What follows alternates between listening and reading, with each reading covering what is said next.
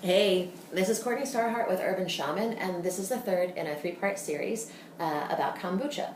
So in this video, we're going to talk about the basics of how to brew.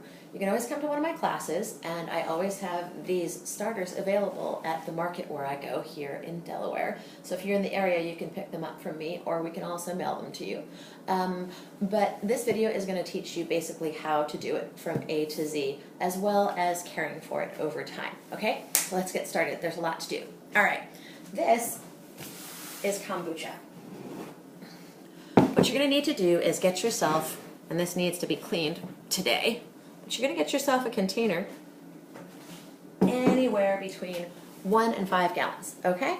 So for every gallon of kombucha that you have to brew a gallon of tea, all right? So back here you can see we have a big pot. This container here is 2.5 gallons. So what I do is I measure out about 2 gallons of water, okay, and I put it in the pot. I bring it to a boil, and then what I do is I cut the heat, I pull it off the burner, and then I put in the tea bags. I like Lucien. They're all different kinds. My preference is to not have these little tabs on here. There are some large kind of family-sized bags that are supposed to be for 1 gallon, and those are the best because there's 0 waste involved. You just break them open and throw them in your compost pile. So that is a good thing. This is what we have today. So we put enough for 2 gallons times 2. So if you have a tea bag that says it's for 1 gallon, we're going to double up because we're going to make an extra strong tea. All right? We take our little tea bags over here. I've actually already put them in. So put that in, okay? What we want to do is keep a cap on there and try not to let any of the volatiles, which are in the steam, all of the good stuff is in the volatiles. So the wonderful things that plants actually have in them will go up in steam. So cover it up as airtight as possible. Let that stew for 3 to 5 hours. I don't mean stew, I mean just sit there. So you've cut the heat now at this point, okay? We're going to put away the tea. Here we have the next step.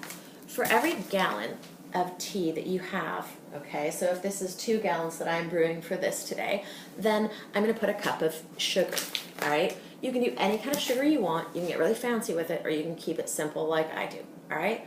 Basic white sugar from the store. I know the bleach and all that in the white sugar probably isn't good for me, but you know what? I pick it up, I leave the store, and I come home and use it. Really simple. And it's cheap and cheerful, okay? Typically what I do during the month is I take out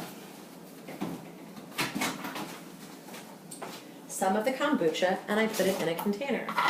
When this stuff is getting to be pretty strong, what we want to do is actually pour it into a container, all right? You're going to be tasting it every day as it brews. So on day 1, it's going to taste like really sweet tea, okay, because it hasn't fermented much.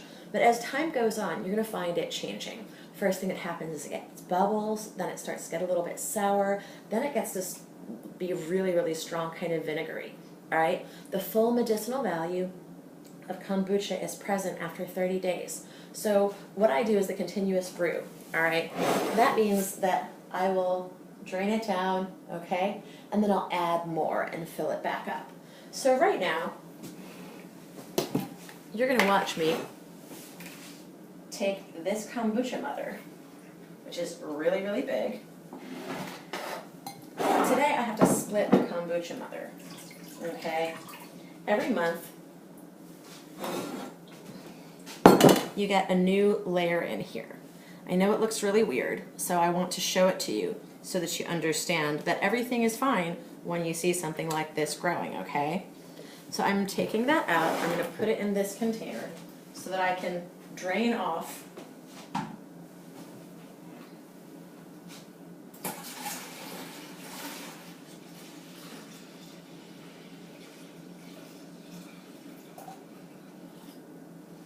because to me right now that is more than strong enough, all right?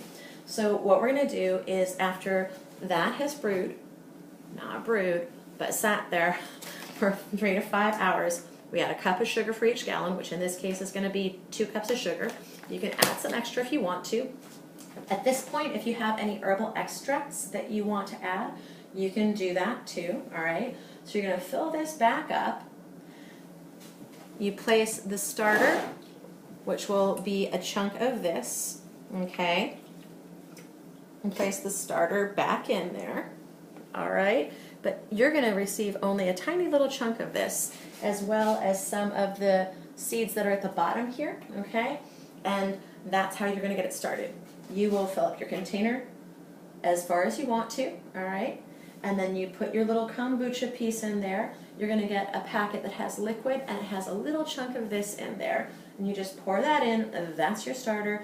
You let it go until it tastes how you want it to taste. When it tastes how you want it to taste, you put it in a container, you put it in the fridge, and that slows down the process, okay? You can continue to let the rest of this brew by adding more tea and sugar into here, okay? And that way it's going to continue to cycle. Like you just saw, every once in a while, you're going to have to pull out the mother, because every month it makes a new pancake, which is the daughter, okay? So you're going to have to pull that out, otherwise it'll brew too fast, okay? If you have a huge, thick piece like you just saw I had in here, it's going to get sour really quickly, and that's not necessarily a good thing. You want it to taste good, right? So like I said, I do cut it with juice and ice, which really helps a lot to take down the vinegar flavor. And I think that's all I have to say to you. There probably will be more videos, there probably will be more information, there'll probably be questions, but I'm looking forward to getting everyone started brewing out here in Delaware. There are dozens and dozens of people in Albuquerque, New Mexico who have kombucha because I was giving classes out there, so I'm really looking forward to doing that out here, and I think that's all. Thanks a lot.